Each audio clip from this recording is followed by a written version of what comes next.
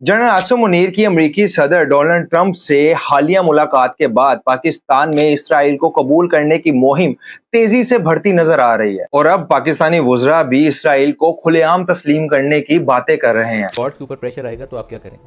हम अपना interest watch करेंगे। जो फ़लस्तीन में मैं समझता हूँ कि पाकिस्तान को और सऊदी अरब को और तुर्की को मुश्तरका तौर पे जो है वो कोई फैसला करना चाहिए। हमारे एक सीनियर सहाफ़ी ने यहाँ तक कह दिया कि फलस्तीन मुसलमानों का मसला ही नहीं है। पैलेस्टाइन आपका तो कश्मीर का इशू है, पैलेस्टाइन का तो नहीं। इसराइल का मिलिट्री डॉक्ट्रिन है, हमारा मिलिट्री डॉक्ट्रिन एक ही जगह जाके मिलता है। ये बात अब सब पर अयां होती जा रही है कि पाकिस्तान में अब इसराइल के खिलाफ और फलस्तीन के हक में बात करना ममनुआ होता जा रहा है। मई 2024 में जमाते इस्लामी के सेनेटर मुश्ताक अहमद ने जब गजा के नाड़े पर डी चौक में धरना दिया तो रात 2:45 पर एक हाजिर सर्विस आर्मी ऑफिसर ने सोते हुए मुजाहिरीन पर गाड़ी चढ़ा दी और 2 मुजाहिरीन मौके पर शहीद हो गए। इस वाक़े के बाद इस्लामाबाद में दफा 144 नाफिज कर दी गई ताकि दोबारा कोई फलस्तीन के हक में आवाज ना उठा सके। और फिर सितंबर 2024 में सेनेटर मुश्ताक अहमद ने दोबारा जब फलस्तीन के हक में आवाज उठाने की कोशिश की तो